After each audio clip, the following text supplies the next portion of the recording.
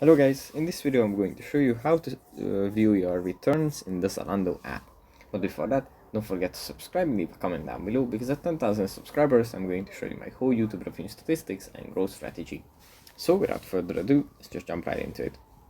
First we have to open up the Zalando app, and here it opens up in the home menu where we have some suggestions.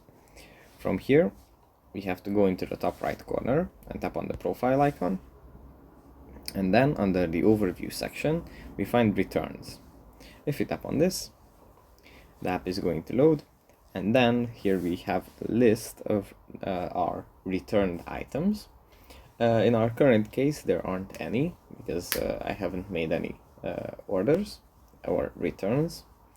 But if you have used the app for some time, you will find here the returns that you have made.